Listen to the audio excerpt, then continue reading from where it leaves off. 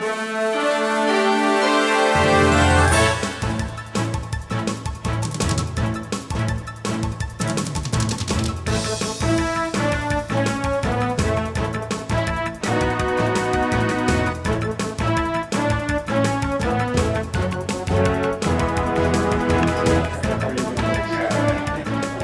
it is 7:01. Let's call the meeting to order, please. And will you join me in the Pledge of Allegiance? I pledge allegiance to the flag of the United States of America and to the republic for which it stands, one nation, under God, indivisible, with liberty and justice for all. We're getting feedback. I think it was mine last time. I think it's that. We're getting feedback. Is it from this That's podium? not feedback. No? Okay. That's something, but it's... Okay. All right.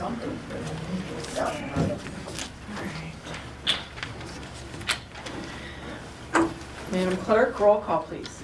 All right, we have Sue. Here. Trudy. Here. Lori. Here.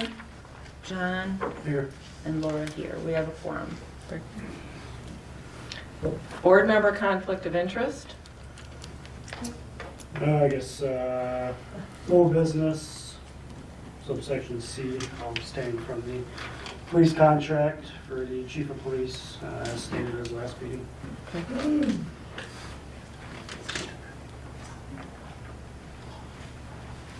Okay. Okay, thank you. Any others? Okay.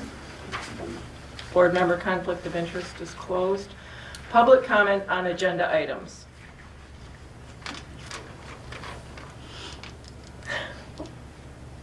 No? Okay. Approval of meeting agenda. I have a few changes. I apologize for the mess, but, okay. So I'd like to add a new item. I'd like it to become item 11C.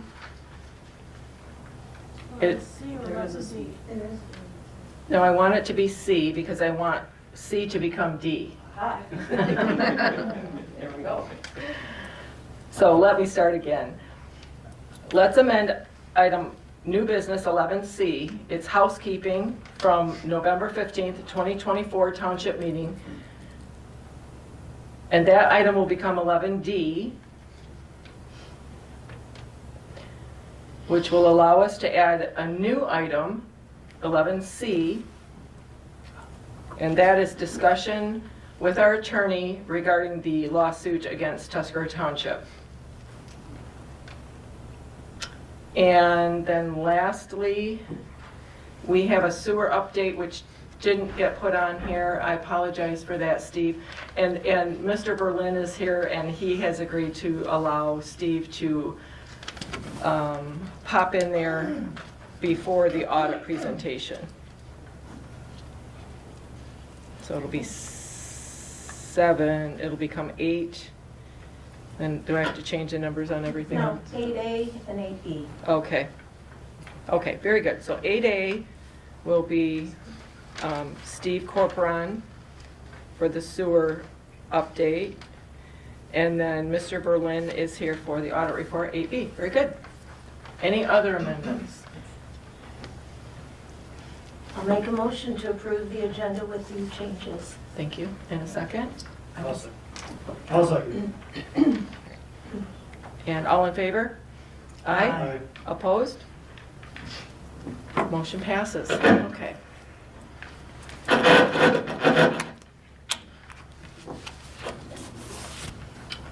Approval of previous minutes.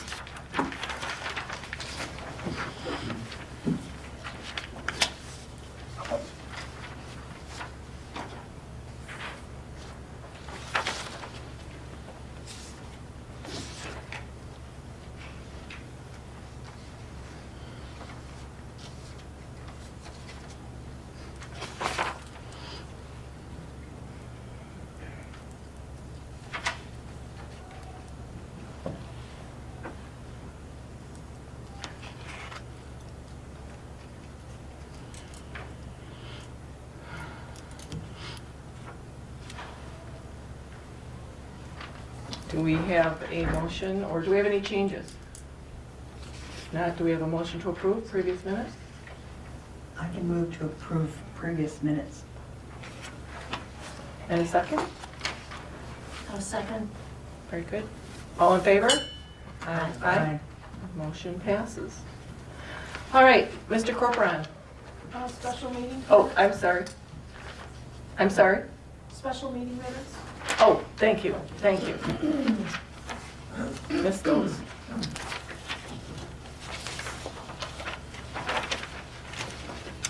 We have the February 18th special meeting minutes. Yes. Do we have a motion to approve those? I'll make that motion. And I can support that. All in favor, say aye. Aye. Aye. Opposed? Motion passes. Thank you. Okay. Now, Steve Corcoran.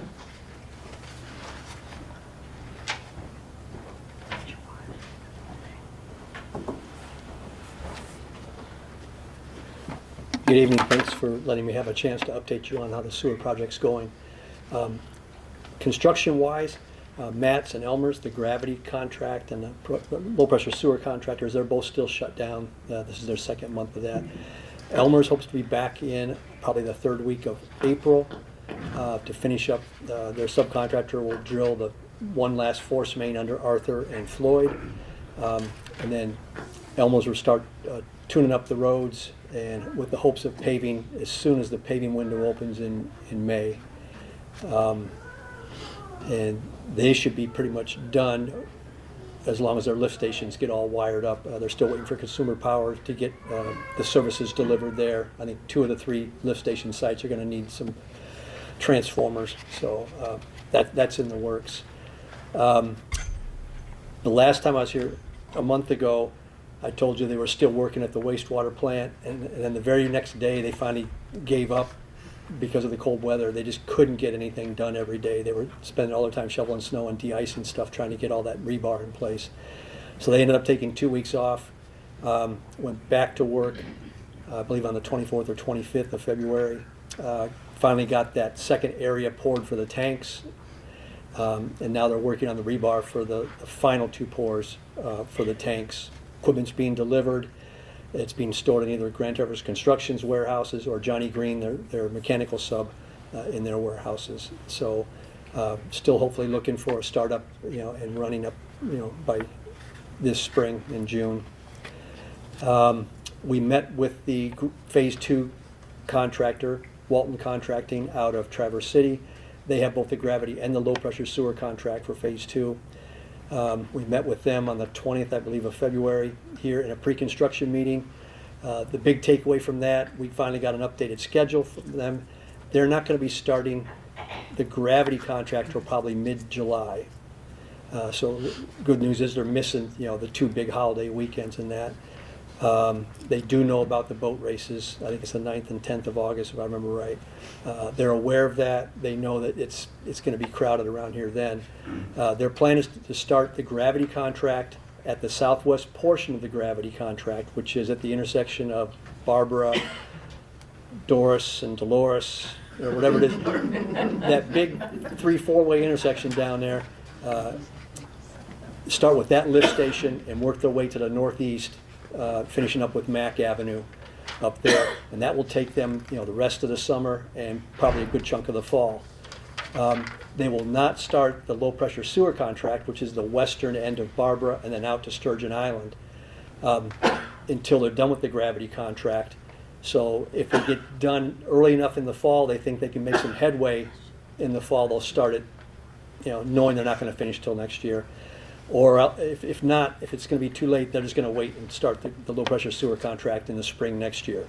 Both contract completions dates are at the end of August next year anyway. So that's where we stand on that. That was the first part of the sewer meeting earlier tonight. The second part, I have compiled and been working with Trudy and Chris on the information packets that we are putting together to help people navigate through actually getting their house hooked up. What we have ready to go, and we're looking for some feedback from some folks that are here at tonight's meeting. My initial thing was a 3-page kind of tutorial, step by step, going through it.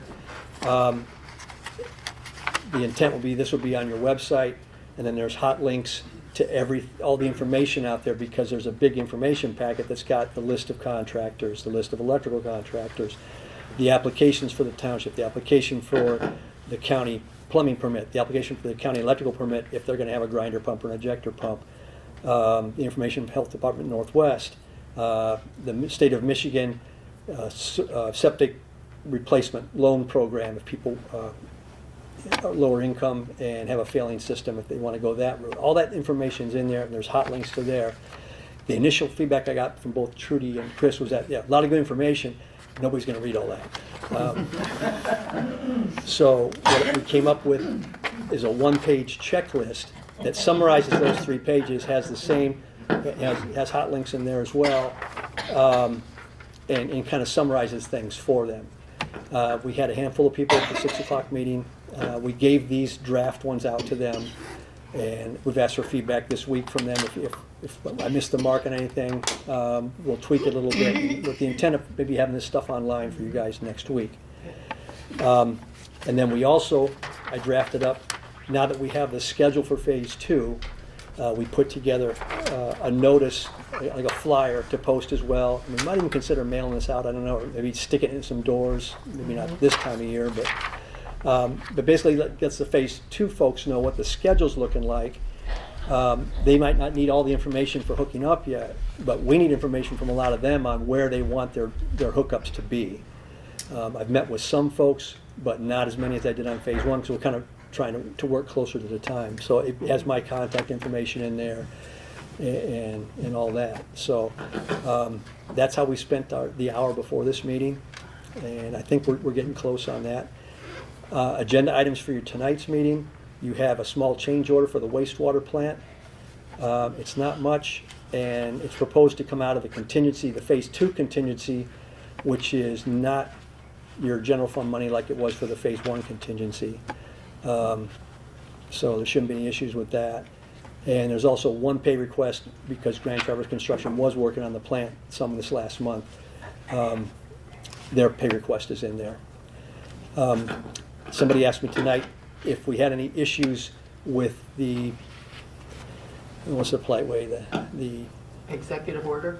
that and just the whole, gosh, how do you be polite when you say the chaos going on? It seems like at the federal level right now. Fortunately, we had a good read. USDA, we've been getting, you guys have been approving pay applications and change orders and things like that at your meetings.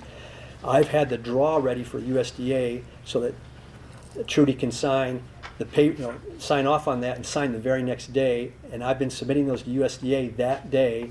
They've usually been responding the next day on a Thursday, saying the money's going to be in your account on Friday. And that's how it was tracking. So we had a good read this last month as if that was going to follow. It did. It was exactly the same way, except one of them, they had a problem with their computer system, so the phase, I think it was the phase 2 one, didn't get inputted on Thursday. So it got bumped to Tuesday because Monday was a holiday. But so we're looking good. If there's a government shutdown on Saturday, which I know is a threat, we should have the money in your bank, if all goes according to plan, how we've been working on Friday. So that's going well. Eagle on that side with the state, they finally have got some things ironed out there. We're only one draw behind, I think, right now, as far as getting the money back from the state. There'll be another one going in with this pay request here. And EPA, there's one draw that, the first draw hasn't been submitted yet. I know Trudy's been working on getting that online access, so I think they're close on that, because there'll be a second one ready to, after this meeting for those draws. So the good news is that it looks like things are going okay on the USDA side. We don't know if EPA is going to be lagging or not because we don't have a read on. We haven't done a draw yet for them. Right. So there's nothing to read. Like, it usually takes 2 weeks. We'll know in 2 weeks. We don't know. Fortunately, the EPA isn't a big chunk of money just yet, but USDA has still been receptive. So All right. All right. Questions for me? That was a lot to blow at you all at once. So. I don't have any. All right. Thank you, sir. I'm going to go home and feed the cats. There you go. Okay, all right. Thank you. Have a good night. Okay. And Mr. Joe Berlin, welcome. Mr. Berlin is here to give his report on our annual audit. Good evening. I'm gonna turn on his microphone. There's a microphone here. I don't know if you're soft-spoken or not. There. All right. There you go. I thank the board for the opportunity to be here tonight. And I don't intend to cover all 100 pages of the audit report, but certainly if there are questions along the way, don't hesitate to ask. This was better off. Okay. Was it better off? Yes. Just speak up. You're good. No, leave his on now that we've turned all of ours off. Oh. Is yours on? It's on now. How's that? All Right. Okay. So one at a time, people. So in this audit report, what matters more than anything else can be found on the first page of the audit. And we went and received a set of financial statements from the township, and we worked with the county, the state of Michigan, various financial institutions, and we confirmed and verified the numbers that were provided to us. And we provided, in the second paragraph, a clean opinion on your financial statements. What that means, or what we wrote, is in our opinion, the financial statements present fairly, in all material respects, the financial position of the township as of June 30, 2024. So we're focusing solely on the numbers themselves, and we're making sure that they are fairly presented in accordance with GAAP. It should always be the township's goal to earn a clean opinion on the financial statements. We did have some findings in the back, which I will discuss and go through those. It doesn't mean that everything was perfect, but it does mean that we were able to get to the point where we were comfortable providing a clean opinion that on the financial statements, meaning that we feel that these are free of material errors, because we did get enough evidential support to prove the numbers. It should always be the township's goal to get that clean opinion on your financial statements. It does mean something to earn it. We have had much larger organizations with either qualified or adverse opinions because they were not able to stand behind the numbers that were provided to us. So certainly kudos to the staff. I know there was quite a bit of transitions, some ongoing projects. Ultimately, the township was able to get to the point where a clean opinion was provided on the financial statements. If you go now to page 6, we get into the management's discussion and analysis section of the report. I find this section useful because it's essentially the Cliff Note version of the entire audit. And if you want just a really quick snapshot, what are some of the key financial highlights that the township had at the end during fiscal 24? If you want to take a look at comparative financial statements, this is one section of the report that shows how fiscal 24 looked compared to fiscal 23. This is also the one section of the report that kind of explains, it provides a narrative explaining reasons behind some of the more significant changes in the township's assets, liabilities, revenues, and expenses. So for that reason, I do find this to be a very useful section of the report. So that looking at these financial highlights, that first bullet point shows that theoretically, if the township sold all of its assets, paid all of its liabilities, the difference would be a net position of $10,420,553. Now, of course, the township has no intention of doing that, and it is a theoretical number. But the second bullet point down gives us something a little bit more tangible in terms of explaining to the readers whether or not the financial position of the township is improving or going backwards. And we can see that the total net position increased by $260,432 during fiscal 24, meaning that your revenues exceeded your expenses. In the corporate world, we would call that net income. So we like to see your revenues exceeding your expenses. It means that you're operating at a sustainable level. And if a reader of the financial statement asks, is the township better off financially at June 30, 2024? The answer is yes, by $260,432. So things are trending in the right direction financially for the township. Third bullet point down, those first two bullet points are on the very long-term basis of accounting, so we're factoring in infrastructure, buildings, equipment, streets, things of that nature, non-spendable items, and assets and liabilities that have, a long-term benefit to the township.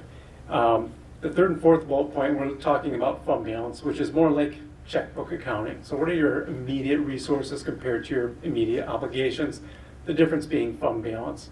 And that third bullet point shows that total fund balances for your governmental funds, we're excluding the sewer fund. So your governmental funds came in at $2,134,892, basically break even for the year. There was a decrease of $11,364. So when you think about $2 million of fund balance to have the $11,000 decrease in fund balance, it's fairly trivial to the financial statements as a whole. The opinion on your financial statements is the most important element of this entire audit report. This next number might be the second most important, if I had to rank, in terms of items of importance. Your unassigned fund balance in your general fund is vitally important to the financial well-being of any township in the state of Michigan. Unassigned fund balance came in at $1,103,543 at June 30. That's important because that's the amount that the township has at its disposal to cover the day-to-day cost of running the township. You can use that for supplies, utilities, wages. I heard your engineer, I'm assuming, mentioned that contingency in phase one of the sewer program had an impact on your general fund. Well, these resources are available to cover those types of things. If you've got a local grant with a match, you can use unassigned fund balance to cover those types of requirements. And if we take that number and we divide it by your total general fund expenditures and transfers out, you're at 107% funded. So in other words, you've got 1 full year's worth of reserves sitting in your unassigned fund balance. Townships in the state of Michigan, best practice is to be right at 100%. So you guys are right on track with where you should be. Not too much, not too little. It's important to have a little bit of a buffer in there because there is timing that happens throughout the course of the year. You've got cash gaps with the seasonality of taxes as they come in. State aid is another significant revenue source that comes in once every 2 months. You need some buffer in there to cover those cash gaps. You also need some flexibility just in case you do have one-time expenditures that pop up. An unexpected street repair, sewer project, whatever the case might be, it's helpful to have some level of reserve sitting in that unassigned fund balance.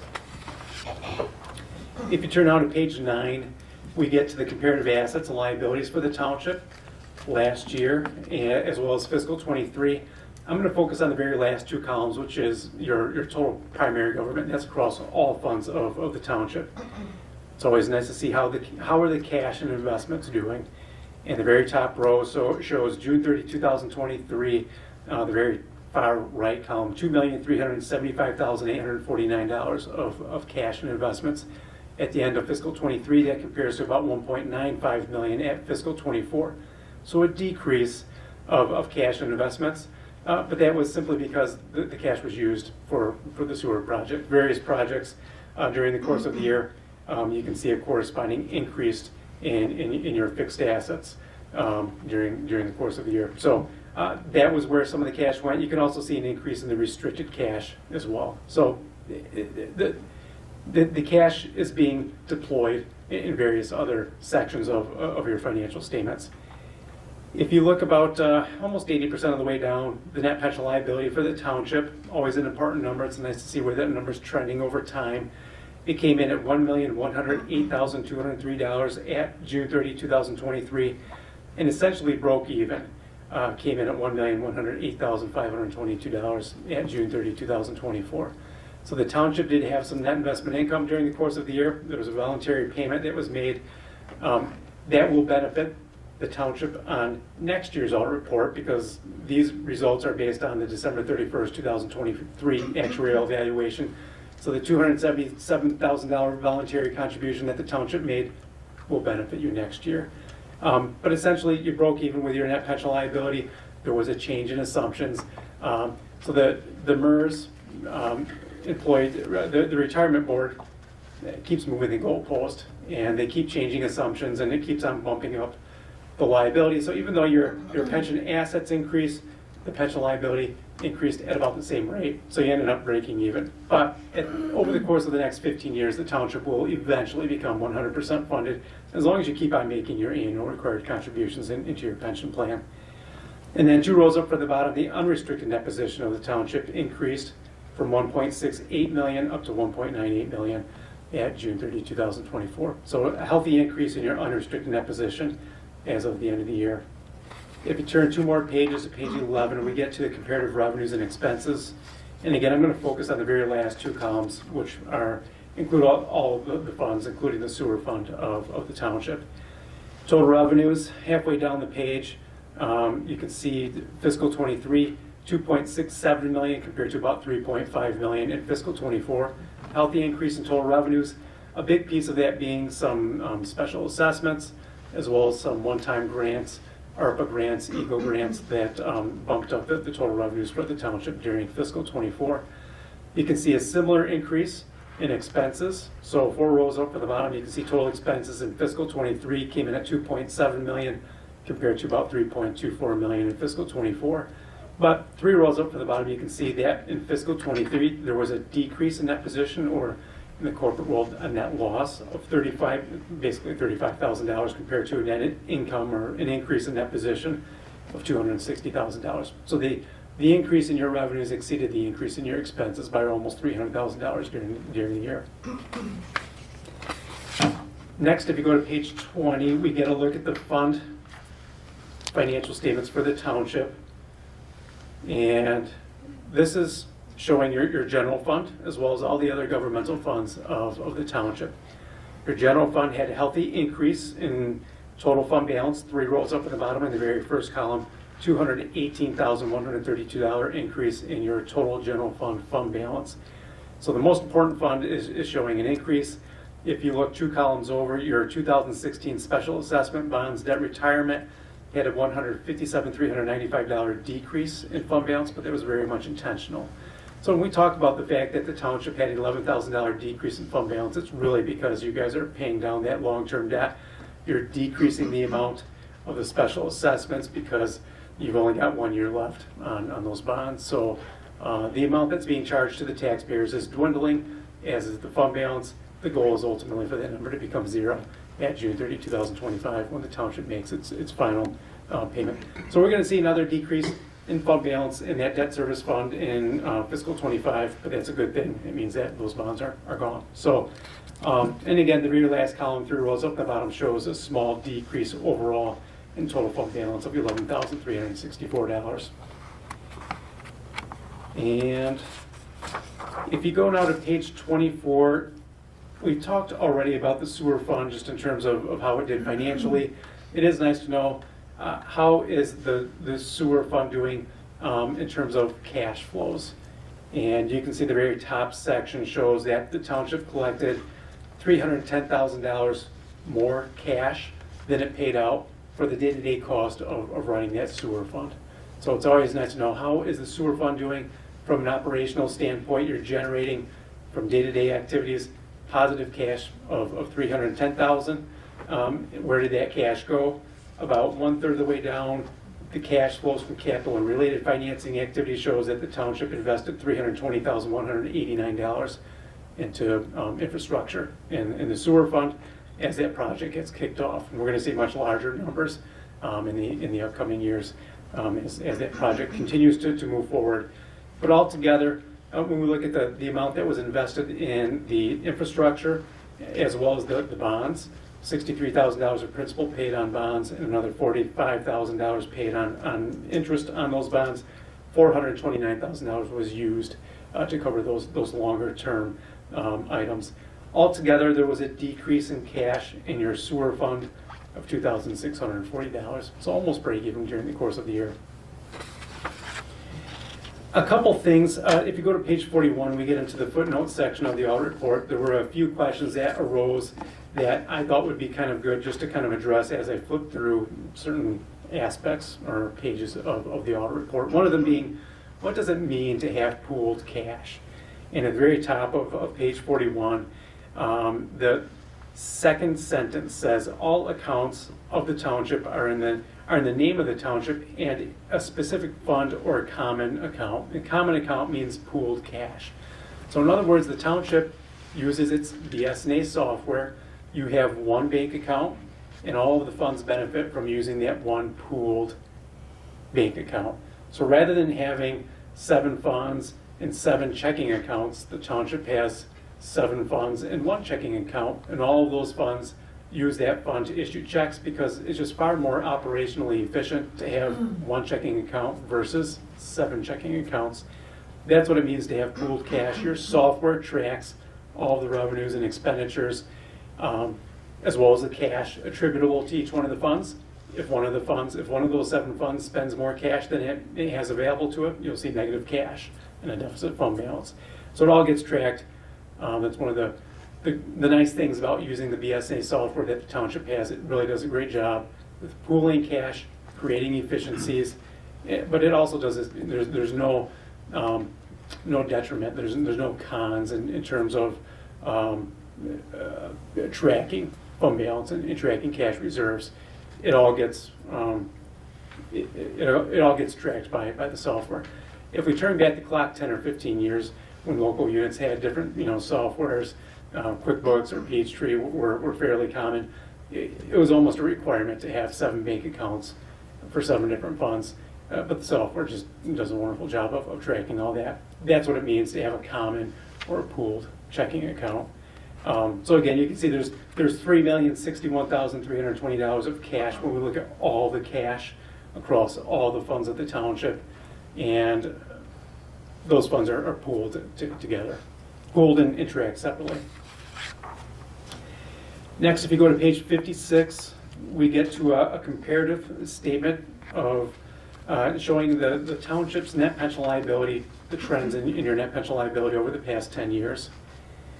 And just looking at fiscal or calendar year 2023, it looks like a typo, but the MERS Retirement Board has an annual actuarial evaluation performed on December 31st each year. So the December 31st results at the MERS level go into the township's June 30 audit report. And as of December 31st, 2023, the actuaries were showing total pension liability that belongs to the township of just under $4 million. The total pension liability, roughly 1/3 of the way down the page. That's the amount that the township is going to pay over the next 30, 40 years to fully meet its pension obligation to its eligible participants. In order to cover that $4 million liability, if you look about 2/3 of the way down the page, you can see that the township has $2,850,783 set aside to cover it. The difference being your net pension liability of $1,108,552.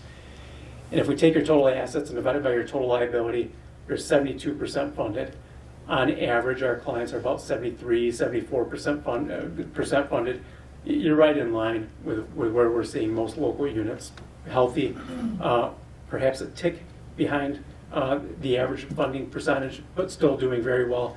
What this does not include is that $277,000 voluntary payment, because this is as of December 31st, 2023. So next year's valuation is going to pick up that voluntary payment that was made, and that too is going to help improve your funding position.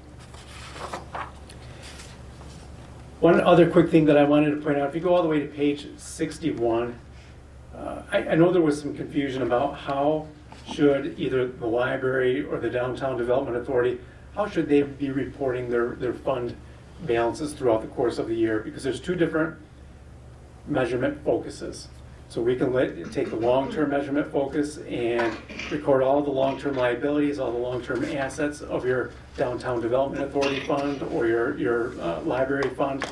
Or we can look at it on the modified accrual basis of accounting and just kind of focus on how much cash is available, how much fund balance is available. So page 61 shows the long-term basis of accounting for the library. And really, the one thing I wanted to point out here, if you look, capital assets being depreciated 5 rows down from the top, $183,486. If you turn 2 more pages to page 63, the big difference between the modified accrual balance sheet or the fund balance sheet and the statement of net position is that It's just that. So we're removing those long-term fixed assets. We're focusing solely on your immediate resources and your immediate fund balance that's available to the library to expend. And routinely I get asked, well, which is the right way to present it? When you're reporting your interim financial statements during the course of the year, do you want to report your DDA in your library fund on the long-term or the accrual basis of accounting, or the modified accrual basis of accounting? If you ask 50 different accountants, 100 different accountants, 50 of them are going to say you need to do it one way, 50 are going to tell you you need to do it the other way. It's really a matter of preference. What is the township most comfortable with? What's giving readers of your financial statements the most useful information during the course of the year? And I'll leave that to the township to make that determination. Either way is acceptable. I just wanted to make sure there was no confusion about how those assets should be reported. And I know that there are firms that are going to say I'm completely wrong. There's only one way to do it, but I disagree. I think either way is perfectly acceptable, especially if it's providing the board with the most useful information. The last thing that I wanted to point out are the findings. So if you go all the way to page 83, I normally don't spend a lot of time talking about findings, but I thought it made sense to do that because I know that there were questions and just needed to better understand what are the findings, what can the township do to prevent these on a go-forward basis. So 2024-001 is the finding number. That's just the nomenclature that the feds tell us that we need to follow in terms of numbering findings. We assisted the township in preparing its financial statements. And what that means is the township gives us your BS&A backup. We run the trial balance. And from that trial balance, we deliver to the township a 100-page audit report.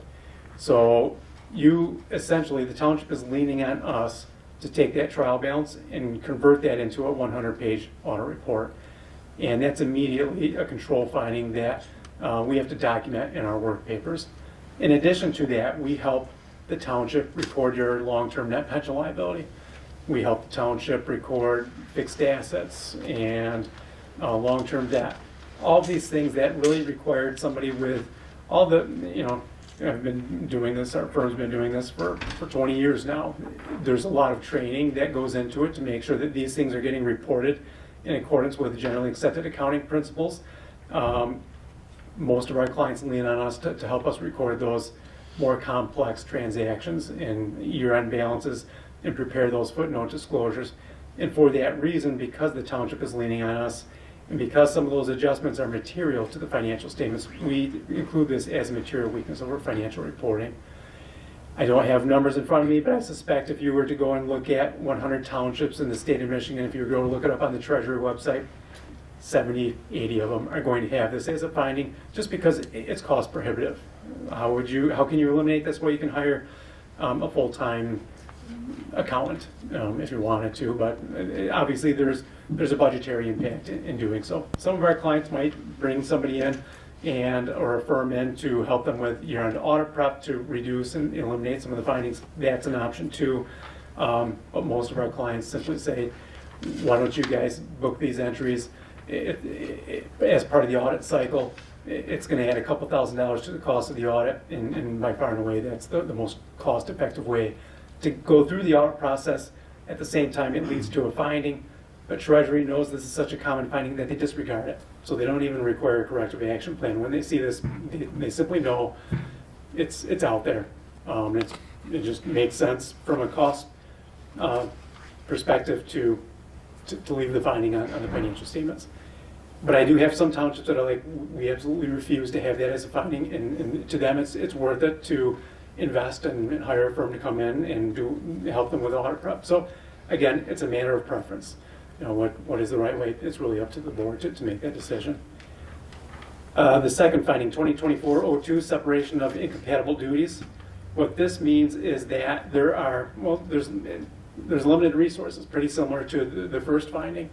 The township doesn't have an accounting department of 5 or 10 people where you can have one person opening the mail, a second person preparing the bank deposit slip, a third person bringing that bank deposit to the bank, a fourth person recording it into the general ledger. It's difficult to split up all those key tasks, and inherently the same person might do 2 or 3 of those tasks just because there's really no other option. So that's what separation of incompatible duties means. And our advice to our clients when they see that as a finding is to take a look at your key transactions, bank account reconciliations, payroll registers, any of those journal entries, any of those key transactions where there's an opportunity for somebody to make an honest human error. Make sure that there's a second set of eyes looking at that transaction and that they're documenting that they independently reviewed it and verified that, yes, this transaction was properly recorded into the accounting software and it looks good to me. They put their initial, they date it, and that becomes part of the permanent record, the permanent file of the township. That is the best way that is best practice in terms of resolving that as an issue. Person A records a transaction, person B reviews it, puts their initials on it, and makes sure that it's free of an honest human error. So that's how we recommend to address that. Some of our clients get most of the way there. It's a difficult one to eliminate, but you can certainly work towards it. And a lot of, if our clients want to eliminate it, my recommendation would be just give us a call. We can talk through some of those significant transaction classes and come up with strategies to increase the level of separation of duties over those key transactions. The third finding, timely bank reconciliations. State of Michigan requires bank reconciliations to be completed within 45 days after the end of the month. So we are at March 11 right now. Essentially, you should have your January 31st, 2025 bank account reconciliations completed, and you should have somebody independently review and sign off on it and put it in the township file. That's what this finding is getting at. So there was a period of time where there was some transition, and for whatever reason, the bank account reconciliations fell behind schedule, and it's taken the township some time to bring those current. That's what this finding means. This, I would say, the first two are somewhat inherent with small local units of government. We don't necessarily, it doesn't cause us any concern as an auditor when we see those separation of duties or material audit adjustments. That's very common when we work with townships. Timely bank reconciliations, I would definitely make sure that action's being taken to make sure this doesn't repeat. Now, granted, if it still is the case today, and we're already 6-7 months of the way into the new fiscal year, we might see it inherently as another finding again next year if it hasn't been completely resolved. I'm not sure what the status is at this point, but I would make sure that the board is actively taking steps towards bringing them fully current. And once they get current, making sure that they stay current. And I do think that separation of duties is a good way for the township to hold each other accountable. If every month person A does the reconciliation, person B independently reviews it, person B should be putting some pressure on person A. Hey, I haven't seen the bank reconciliations yet. What's the status? There should be some friendly pressure being applied to make sure these things are getting done. They're so vital to the financial health and well-being, just so the township knows exactly where you guys stand. You want to make sure you've got your finger on the pulse of your finances. And there's no single more important policy and procedure to have in place than making sure your bank reconciliations are happening in a timely manner. The fourth finding, similar to the third finding, timely tax remittance. This is another one where it is important to make sure that this gets addressed. Essentially, the way that the statutes are written, in the state of Michigan, the township collects taxes a couple times each year.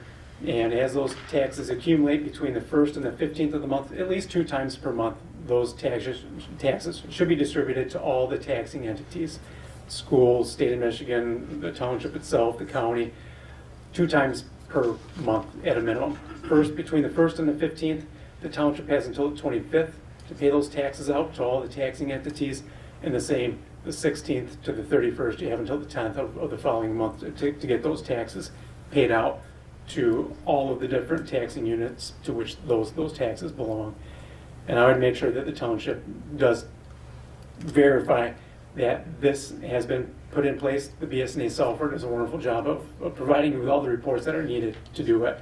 It's just a matter of making sure that. And at no point in time should there be more than 15 days that lapse without those taxes getting paid out. Another nice control to have in place is when you get to, at the end of settlement, March 31st, there essentially should be $0 sitting in your tax account. A couple times each year, once everything is fully settled, you should have a bank statement that shows $0 on hand. So you collect those taxes between December and February 15. By the time March 31st hits, there should be nothing left in that tax account. And the same can be said from July 1st until, I think, September 15. You guys would know better than I am. Every township has slightly different tax calendars. But anyway, there should be a month or months where there's no cash sitting in your tax account. So just a simple little check that can be done to make sure, yes, we know that everything's getting distributed. It's getting distributed timely because there's nothing left in the tax account. So those are the highlights that I've got. But I'm certainly more than happy to take any further questions that the board might have. I don't know if this is a question or a statement. I know that the report stated it was because of the transition. Mm-hmm. To me, that wasn't strong enough.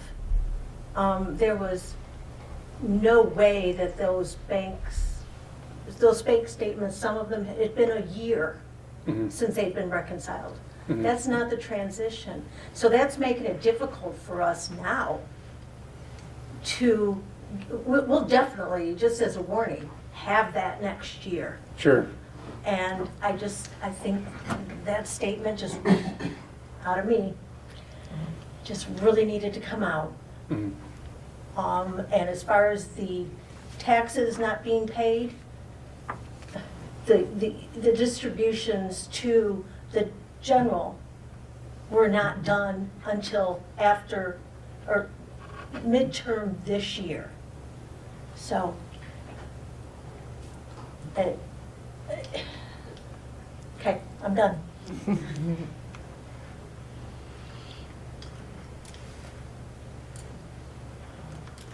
Where is, Gordon, did you have a question? Did you want to ask about your specific department and some of the concerns? Not at this time. Not just at this time? because Okay. July 1 is, Okay.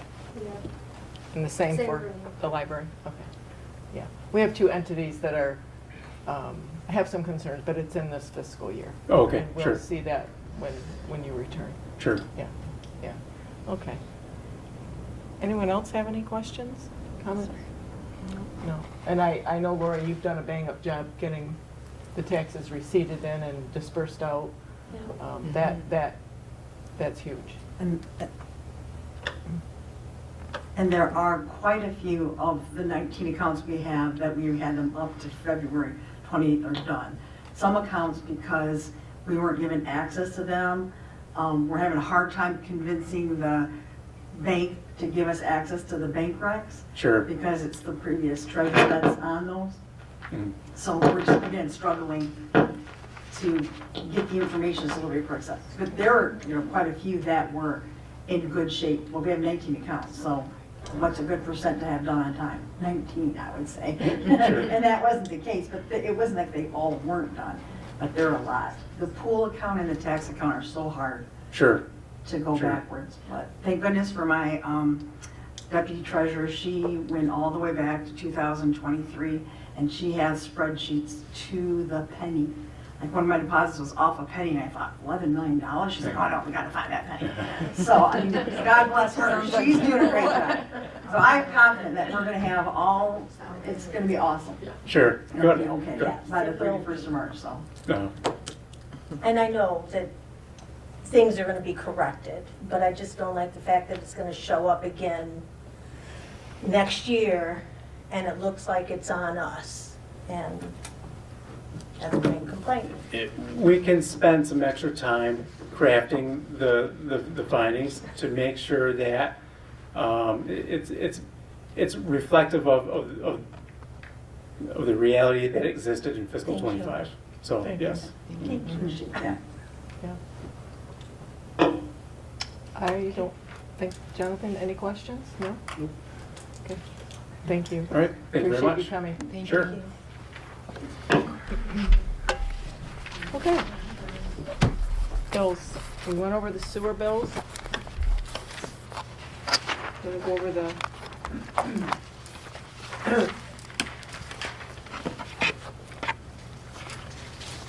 Thank you, Joan. Thanks, Joe. Thank you. Have a good night.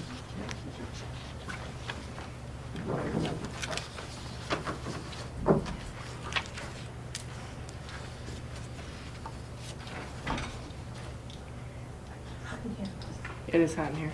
Do you want to It feels really good. go over those or no? I don't have anything to add. There's just a handful. There's only 9 bills to be paid Okay. as of right now. And the total of those invoices is, what do we have? 3,677.57. Okay. Everything else has been paid. Yeah. Yeah. Okay. All right. And do we have a treasurer's report? Are we having a motion? Oh, sorry, yes, thank you. Having heat stroke up here. All right, so may we have a motion to accept payment of the bills, including the sewer bills as discussed? I'll make that motion. Thank you. Do we have a second? Thank you, Gordon. Thank you. Oh, thanks, Gordon. And motion on the table, all in favor, say aye. Aye. Opposed? Motion passes. And treasurer's report. Do we have one? No. Oh, Okay, so when we started this process of getting this board packet together, I was perfectly fine and healthy. But through the course of the last several days, this is the best my voice has been since last week Thursday. So I didn't come up with any fancy, visual aid just to throw on you, but I just heard back from county.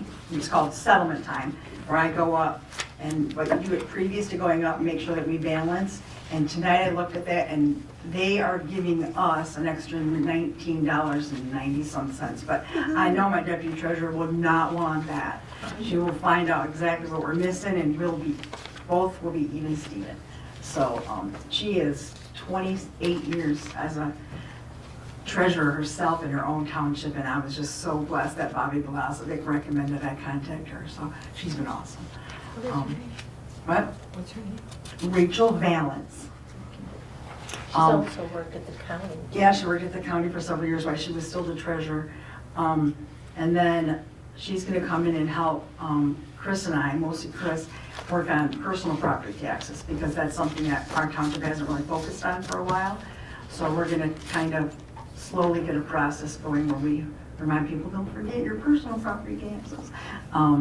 So that's kind of all I have right now, but we have been working on those bank recs.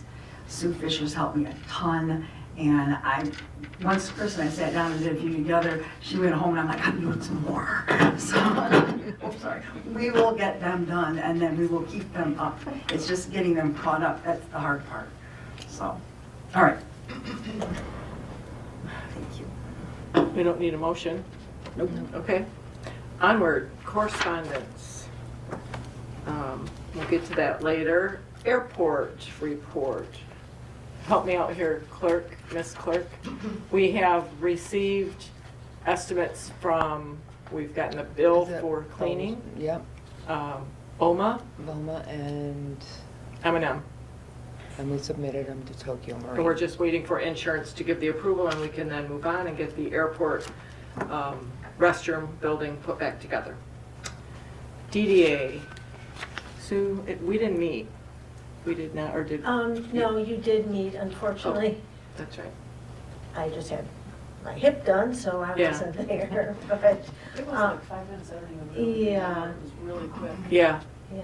They're gonna look for need to get a feasibility study done to continue the pathway south of the school. Yeah. So that's the next step. okay. And I did meet with the superintendent. They're very excited to support that. And I believe that she's going to help write a grant, seemed receptive to that, as well as reaching out to the Cross in the Woods to see if they're interested in extending the pathway that way. as that is their emergency evacuation. So, yeah, good thing. We've had 2 FOIA requests and library. Kelsey.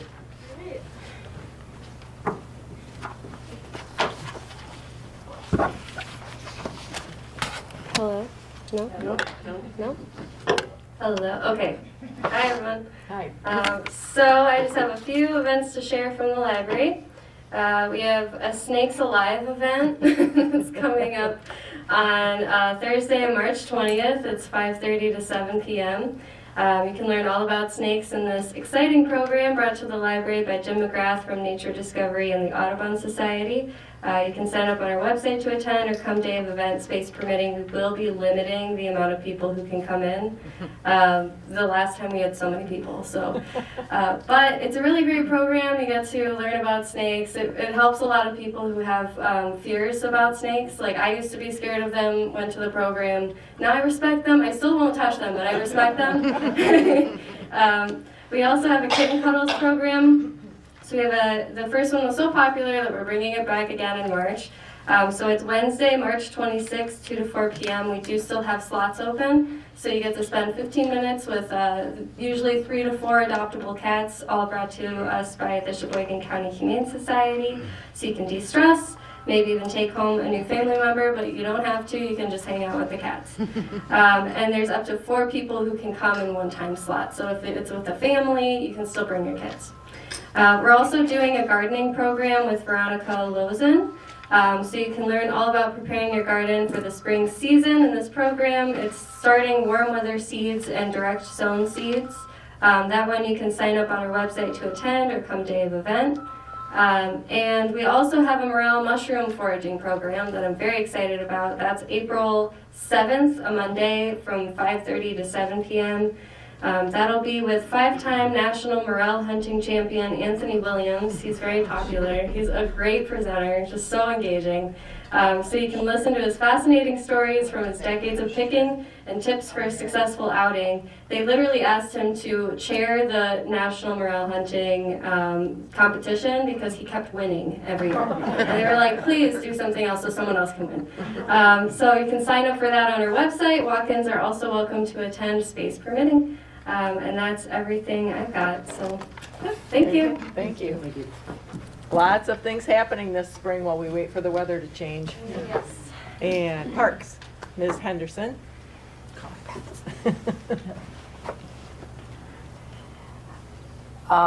We have taken a step back from the DNR grant. We don't feel we're going to be ready to meet the deadline, so we decided to take the step back.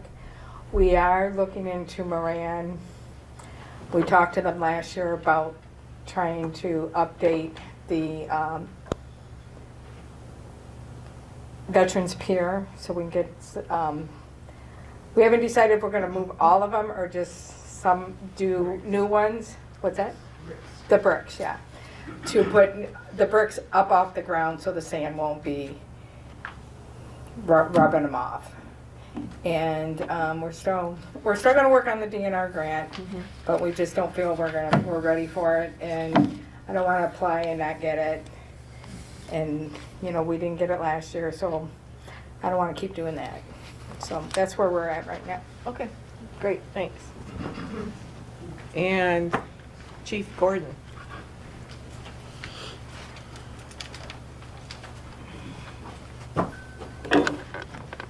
I can talk loud enough. So, Okay. As far as police business goes, we have just been trying to get all of our 2025 mandated training out of the way. We like to do that in the winter months when it's a little bit slower. If you look at the police packet this year or this month, you're going to see like 17 felony arrests. Don't get overly concerned about that. All they were was closed account checks. Oh. So, wanted to touch on building grant. Tomorrow, Control Solutions will be here. They're going to start the commissioning of our heating and cooling system. So we don't have to open windows in the wintertime anymore. So they're going to be all over the building, just to forewarn everybody. They'll be carrying step ladders. They're going to be going up through the ceiling tiles. What they got to do is test every single valve, VAV box in the building. They want to see which ones are working, which ones would be compatible with our software, and find out which ones need to be replaced. Once that is all done, the valves are all replaced, the VAV boxes are all up to snuff, we should then have 100% control over our building. Yay. So there's that. Last month I did 2 financial status reports. I believe we've already, Chris, have we received the money? Yeah, it just. So I submitted for $12,293. We have got that money back. We are moving forward with the downstairs construction. I just got word, they're 2 weeks they're going to start. Oh, So on good March 24th is going to be day 1 of the construction project. Who is the Uh, contractor? Sorry. Boma. BOMA. Oh, yeah. BOMA Corporation? Yep, they were awarded the bid.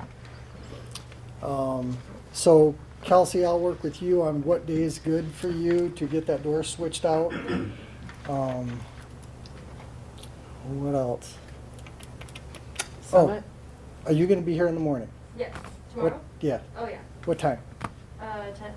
10, 9:30? Okay. Well, they're coming with samples tomorrow for flooring and Oh, that. for the So hallway? I wanted to touch base with you and you and I could maybe make that decision. Do you know when they'll be here? He's just gonna drop them off, so Okay. he'll drop them off to me.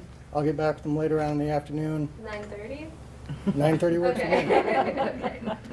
So, any questions on anything to do with Grant? Where, Summit? Summit, thank you. That was the other thing I wanted to talk about. So, Summit has been having difficulties finding our as-built blueprints in electronic format. They did one, they got one today, but that was the original reconstruction of the police department back in 22. Oh, Kelsey, however, has been able to switch our blueprints by just taking pictures of them and switching them over to electronic format.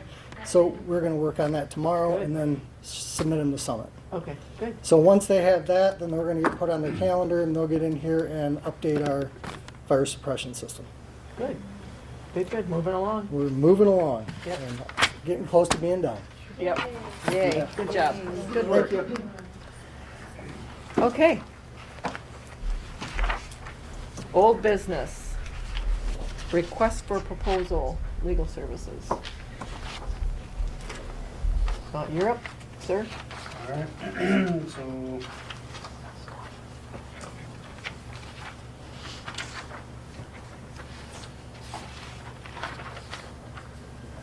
Created a request for proposal for our legal services. Did you send it out? Not yet. I wanted us to approve it and then we can get it out tomorrow. We'll get it out by Friday at the latest. We'll post it on the website and yeah, we'll go from there. And the return date on that, you want to be, We said April 1st. Okay. I guess with it being already middle of the month, do you think that's sufficient? we time? can always extend it if we would, you know, we're not getting. 2 weeks. It should, 2 weeks, I think that's okay. Yeah, okay. Mhm. Do we need to throw in there that we not necessarily accepting the lowest bid? Oh, sure. Where do you want to Just, put that? Under I don't know where that would, I'd have to figure out where that.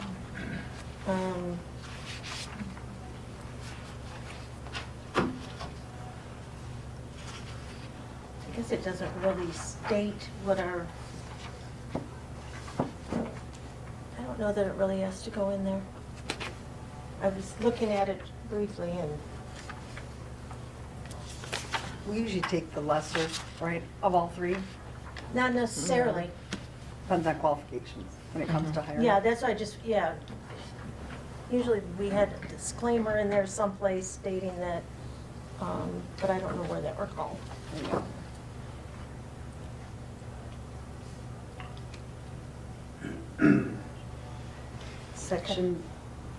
section criteria is on the last Mhm. page.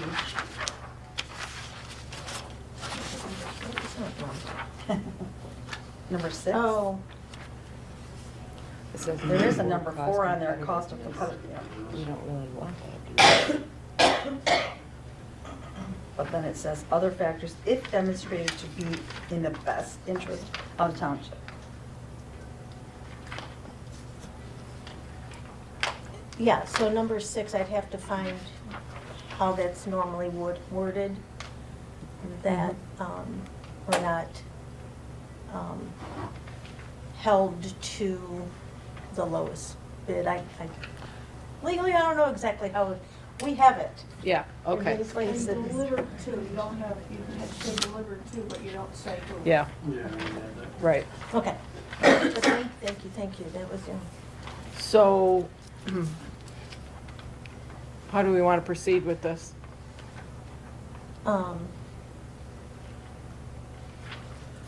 I'd make a motion to go with this, with just the added clause that, The disclaimer, so to speak? Yeah. As item number 6, under section criteria? yeah, Okay. And the added date under number 5? yeah. Okay. All right, so, Oh, wait a minute, and where to? Is that what you saw, Chris? Yeah, I didn't see where it said, usually it says the clerk or the supervisor, I Oh, didn't see okay. it in here, but it might be. downloaded. No, I left it out, just Okay, fill in for later. but, Okay. good. Must be delivered no It's easy later. easy to find. Than to, You send it to supervisor at Tuscarora, twp.com by April 1st. Is that what we want to do, you think? Okay. So, do you want to make a motion? I will make a motion Is that okay? to add the, where it's being delivered to,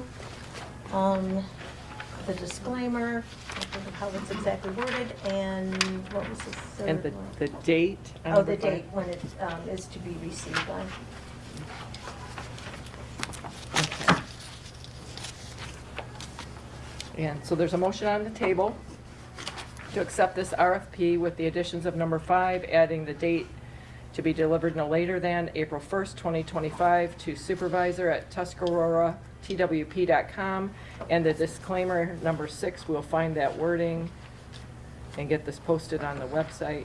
Motion on the table. We need a second, please. I'll support that. Any other discussion? All in favor? Aye. Aye. Opposed? Motion passes. All right. Okay. We need a negotiating team for the negotiation of the Tuscarora Township Police Department contract, which will run from July 1st, 2025 through June 30th, 2028 inclusive. 2 members from the board to negotiate with the police department representative and I can't think of his name. The representative from the Fraternal Order of Police. Steve Warren. Thank you. Thank you. So, anyone want to volunteer for that? you said you were just gonna pick us. Oh, Joking. joking. Okay. But you did say No. it. Well, how about we'll ask for volunteers first. I'll volunteer. I will as well. Okay. I will as well. Okay. And this is for the police department and, Yeah, there's 2. right, all right. So we need a motion to accept the negotiating team of, do we want 2 or 3? 2. All right, then I'll bow out of the police department. And we have nominees of Laura and Jonathan. We need a motion for that, please. I'll make a motion. I'll make a motion that Clerk Laura Decker and Trustee Jonathan Hutchison be nominated to the negotiating team for the Tuscarora Township Police Department contract, which will run July 1st, 2025 through June 30th, 2028 inclusive. May I have a second? I'll second it. And any further discussion? All in favor say aye. Aye. Aye. Opposed? Motion carries. Okay. Chief of Police contract. 2 board members to serve to negotiate the contract for the Chief of Tuscarora Township Police. It is a 3-year contract for Chief Gordon Temple. It will be for the period of July 1st, 2025 through June 30, 2028 inclusive. Volunteers. I'll volunteer for that one. I will volunteer myself. Okay, so motion on the table for Sue Fisher and Trudy Maves to serve on the negotiating team for the contract for Chief of Police Gordon Temple. Contract to run from July 1st, 2025 through June 30, 2028 inclusive. And I will support that. Okay, and so we have a second. And any further discussion? Just I will be abstaining. You're abstaining? Okay, very good. Thanks, John. Who made the motion? I did. And all in favor? Aye. Opposed? And John abstained. Okay, super. New business, wake waiver request. I'm sorry. Isn't this where we have Mr.? No, Not we yet, should- dear. You're Just okay. ignore it. we You're should have- okay. We should have moved that up. We should have moved him up. I'm sorry. I apologize for that. Okay, wake waiver. Top of Michigan Outboard Racing Club, waiver of the no wake ordinance for the boat races August 9th and 10th from 11 to 2 each day. We've done it for I don't know how many years. Forever. I'll make a motion to approve the wake waiver for the Outboard Racing Club, August 9th and August 10th. Perfect. Do we have a second? I'll second that. And any discussion? They have been good tenants of our waters. Any discussion? No? All in favor, say aye. Aye. Opposed? Motion carries. Sheboygan County Humane Society. Contract with the Humane Society from July 1st, 2025 through June 30th, 2026. The Sheboygan County Humane Society typically provides animal control after our services. Our local law enforcement, our Tuscarora Township Police Department handles during their working hours. But the Humane Society does provide kennels, food, supplies necessary for that.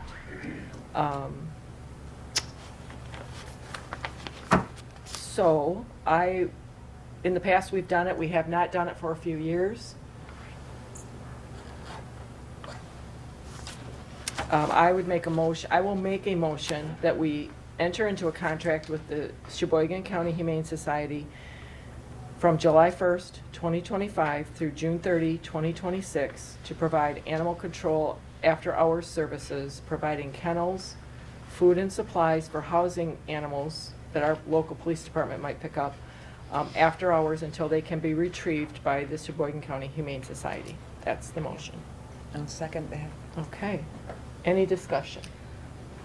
They just had a new director a couple of years ago, I think it was. And I had been in there visiting, and I had visited over at Little Travers. Little Travers was like spectacular. I went in that one, I was like, whoa, and this about. But I went back and visited after the new gal took over. What a difference. Clean, didn't smell. Yeah, so I wholeheartedly support helping them. They're doing a great job. So sometimes I need a kitten fix, and so I go over there. You're a mess. I know other townships do pitch in as well. I don't know if all 20 townships pitch in or how much they do. Right. Was any of that discussed with you? I guess. The county does supply, they contract and supply a good portion.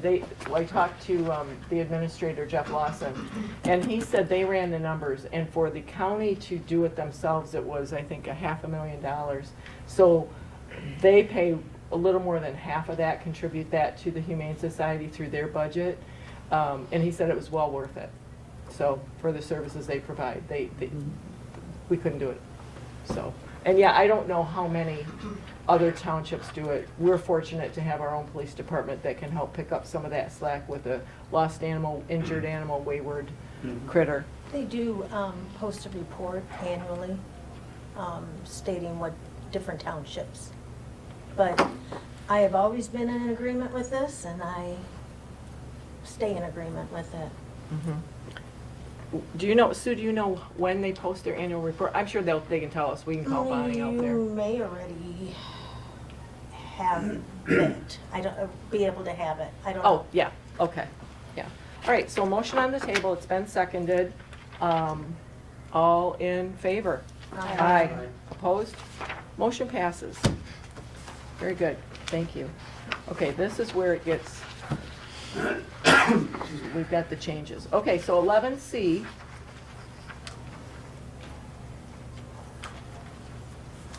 Is we are going to discuss with our attorney the lawsuit against Tuscarora Township. And did you want to entertain a motion to go into closed session for that discussion? I would like to make that motion, please. Okay. To consult with our attorney regarding the trial or settlement strategy in the case of Kramer versus Tuscarora Township, and I'll give you this. With the case number of 25-9103, because meeting in open session would have a detrimental financial effect. Okay. So do we adjourn at this point into closed session? Second. Oh, I'll second that. State the time. Yeah, we know, yeah. 8. Can't read it. 8:18. I'm sorry, Chris. 8:17? 8:17. Closed session. You'll need to take a roll call vote. Okay. Any further discussion, and then a roll call vote on the motion. Any further discussion? Okay, Madam Clerk, roll call. Okay, John, Yes. Lori, Yes? Trudy, Yes. Sue, Yes. and Laura, yes. Okay.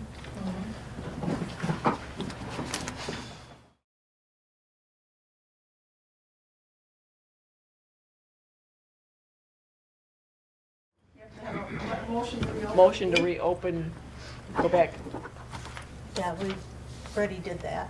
in the back, yeah. Yeah, I So, don't think you make a motion back in open session, no? no, we're good? Okay.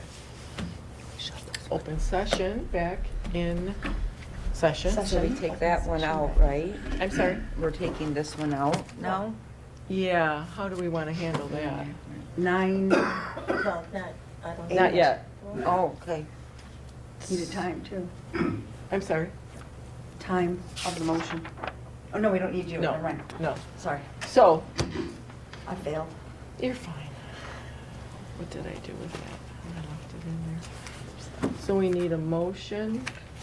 Well, first, Do you, I guess, You yeah, make I a- guess. Make a motion and have a Yeah. second, and if there's any discussion. and then we can after discuss it. Okay. discussion, you- So we need a motion to authorize our attorney to enter into settlement discussions, which he has proposed with Robert A. Kramer. I support that. Okay, so I made the motion, Lori supported it, yeah. And discussion.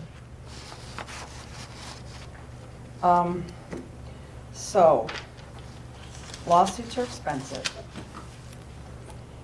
And in the best interest of the township, I believe that we just settle and leave it up to our attorney to work out the details. Okay. And we all know what the details are, Mhm. but I trust that he'll do a good job, and hopefully we can move on from this. Yeah, Yes. yes. It's hard, but the expense for the township and or our insurance company. Which is ultimately the taxpayers too, yeah. John? No, I think, moving in the right direction. Gets everybody, back to business and back to what we need to do and carrying on. Obviously I've spent my fair share in the courts and through those processes, and your attorney's correct, it's not, walk in, walk out. It's expensive, and, fortunately, the insurance company will cover all of it. The $3,400 $85 and some odd cents, and I don't think any loss to any citizens of the township financially, and so I just move forward and move on. Okay. That's my biggest concern is what it's going to cost the taxpayers, and if we can just get this taken care of and, like they said, be done with it and put it behind us, and I guess that's what we're gonna do. Move forward, right. I agree. In doing some reading, I ran across this in an MTA article, and it struck me. The township board members have a fiduciary responsibility, and as our Supreme Court stated in 1963, the public is entitled to an elected official's best judgment, and by accepting a public office, officials, quote, become bound to exercise such judgment and to use their best exertions for the public good, regardless of their own, end quote. I think we've all done that here today. It has been a very difficult decision. It's been very difficult. It's been difficult to think of our community. It's been difficult. I hope this will be a fresh start.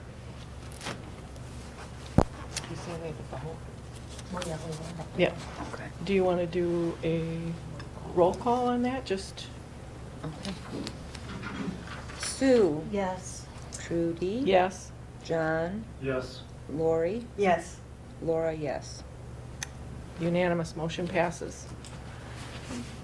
Now, how do we want to handle this last item, which is now no longer, I think it's necessary. it's no longer necessary? No. We can just. Yep. Just strike At it. this point in time, there's no action to be taken on that item because you decided not to proceed with it. So. Okay, all right. So item 11D is moot. Okay, Cool. Thank you. Thank you. all. thank you Thank very you. much. Safe travels. Thanks. Unless you're heading to the pub. Did you see that smile on his Yeah, face? save us a seat. Right. Public comments. No? Okay. Board comments. I have one, and it makes it really easy with the crowd that's here now. Because I'm not really one for talking in front of crowds. I'm not. But, so I'm going to make this as quick as I can. I just want to make a few points in response to Mr. Grandy's public comments at the last meeting. A few things I wanted to touch base on. The current deputy clerk did not cost the taxpayers over $10,000 for what was described as clerk dishonesty. People keep bringing that up. The township was reimbursed excess premium when the workman's comp audit was completed. The last board filed a claim against the bond company. We all know that should have never happened. When the bond company discovered that they incorrectly paid the claim, they requested that the township reimburse the money. Based on direction from our attorney and our accountant, we had to reimburse the bond company over $10,000. So they need to quit bringing that up because it's just not true. The next point I want to make is regarding, they keep saying the voter rolls and statements saying there's 200 people that were deceased for 20 years that were still on there. I take this one a little personal because that was my job. I worked with QVF. I got the statement from the county every month with lists of people that are deceased, moved in, moved out of the county, whatever. Every month I was in there working. That was up to date. So that is also untrue. I just want to put some of this stuff to rest. Janice Dillaha was never stood up by Lori. When Lori won the election and asked Janice for any help that she could provide, Lori made herself available. She sent a text message stating this. As a matter of fact, Lori was the one who tried to reschedule. Text don't lie. She never stood Janice up. It took over a week before Lori was even allowed to or able to get in her office because she was not given the keys. As far as the stealing of the $400,000, first of all, no one ever said that it was stolen. They said it was missing. There's a difference. We are still to this day working on reconciling the accounts. As a matter of fact, 2 weeks ago, $266,000 of that money was found. that was electronically moved from the tax account to the pool account. You can't do part of the job and not do the rest of the job, because the public and all of us only see the reports. And if you don't finish the job, it doesn't show. So in somebody's eyes, that money was missing. And last week, we found $2,500 that never cleared the bank. It appears that the check was missing since July of '24, which is result I had to put a void on that check, stop it, and reissue. It never cleared the bank. It didn't, I don't know where it went. As far as his comment on why I picked Dawn Webb as my deputy clerk, for the sole reason is she's great at her job and she cares. Has anyone actually taken time to talk to her to get to know her, or are we going off of he said, she said mentality like we did in school? Just because someone has unwarranted beef with someone, certain people are just going to hop on board. Dawn researches absolutely everything. She won't just do something because somebody wants her to. And people didn't like that. She believes in the law and that laws are there for a reason. I was raised to get to know a person, form my own opinion, and go there. I don't follow the crowd. I enjoy working with Dawn this time around as well as last time, and I'm sorry you didn't take the time to get to know her. Your loss. I'm done. Sorry. Kind of wordy for somebody that doesn't like doing this. Any other board comments? No? All right, motion to adjourn at 8:46. So moved. All in favor? Aye. Aye. I'm taking Craig's role on that. There you go.